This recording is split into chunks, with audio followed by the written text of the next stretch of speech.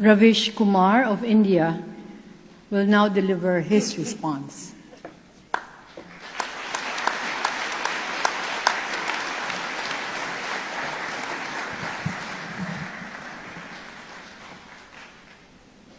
Namaskar.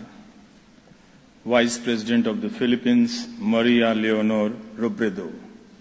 Former President Fidel V. Ramos, trustees of the Ramon Magsaysay Award Foundation, distinguished guests, members of the Magsaysay family, fellow awardees, ladies and gentlemen. My world has changed since the announcement of the Ramon Magsaysay Award. Your hospitality has been overwhelming since I landed in Manila. The warmth and affection I have received from the foundation is no less than the honor conferred upon me. You invited me as a guest and made me feel at home. Now I feel like a part of your family.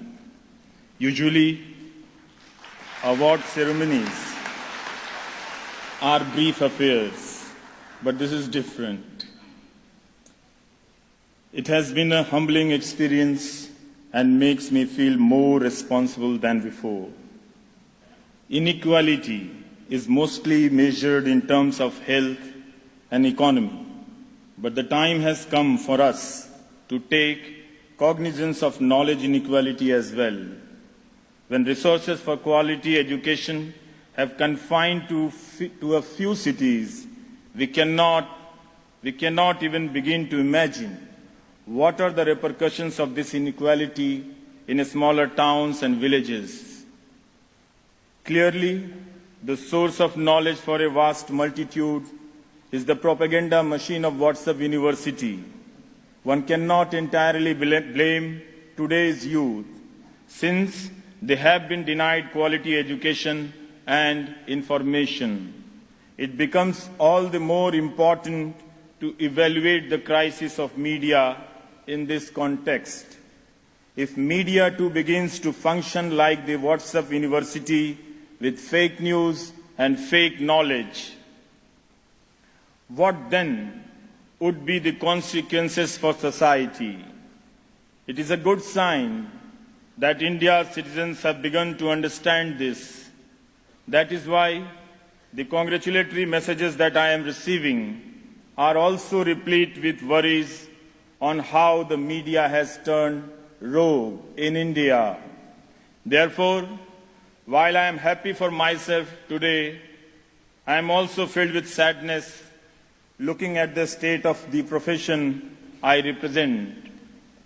Indian media is in a state of crisis, and this crisis is not accidental or random, but systemic and structural.